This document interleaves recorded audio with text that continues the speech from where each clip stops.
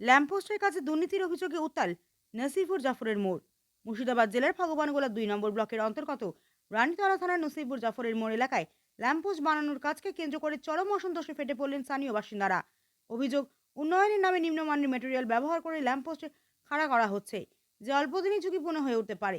স্থানীয়দের দাবি, সরকারি অর্থ বরাদ্দ হলেও কাজের গুণগত মানে ব্যাপক অনিয়ম লক্ষ্য করা যাচ্ছে।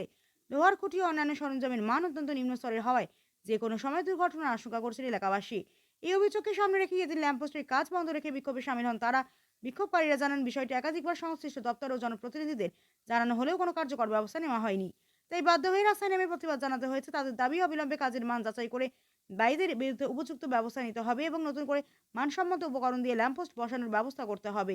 ঘটনাস্থলে উত্তেজনার খবর পেয়ে বিষয়টি খতিয়ে দেখার আশ্বাস দিয়েছেন স্থানীয় প্রশাসনের প্রতিনিধিরা। তবে এলাকাবাসীর স্পষ্ট দাবি, দুর্নীতির বিরুদ্ধে কড়া পদক্ষেপ না হলে আগামী দিনে আরও বৃহত্তর আন্দোলনের পথে হাঁটবেন তারা। বিক্ষোভ কিছুই না, কাজটা জনবসতিতে আমাদের কাজটা হচ্ছে, কাজটার কোয়ালিটিটা একেবারেই খারাপ। তো আমরা ওনাদেরকে জানতে চাইলাম কি প্ল্যানিংটা কি আছে। ওনারা বললো, আমাকে ফোনে একজনের সঙ্গে কথা বললো কি না, প্ল্যানিংটা কিছু নেই, এমএলএ সাহেবের ভালো লেগেছে কলকাতায় থেকে, সেটা আমাদেরকে করতে বলেছে।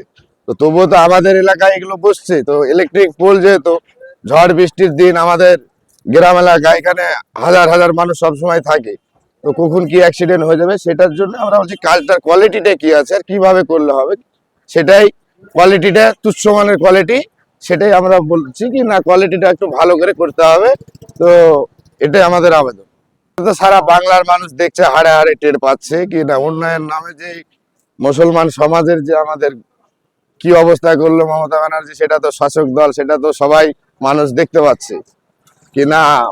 বিগত দিনে যে গুলো দিব বলেছিল উন্নয়ন নামে, যে আজকে গাফলেতে আমাদের পাশে একটা হসপিটাল আছে, সে হসপিটালে একটা ওষুধ পাওয়া যায় না, ঠিক মতো ট্রিটমেন্ট হয় না, মানুষ বিনা চিকিৎসায় মারা যাচ্ছে, কিন্তু আজ আমাদের এমএলএ সাহেব লাইট নিয়ে ব্যস্ত।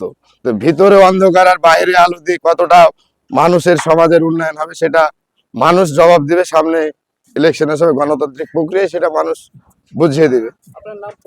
আমার নাম তুহিন আলী, আমি নসিবপুর পূর্ব আমার বাড়ি।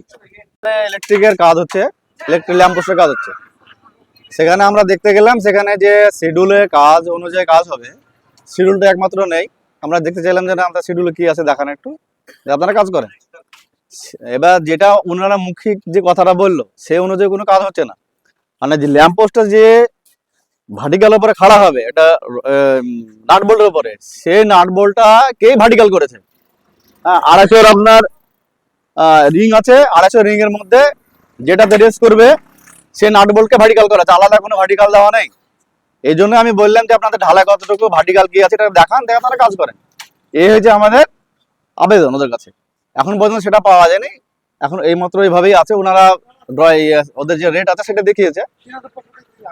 হ্যাঁ, আশ্বাস বলতে ওনাদের যে হেড আছে তারা আসছেন নাকি, হ্যাঁ আসার পরে ওনারা দেখাবেন কি আছে না আছে।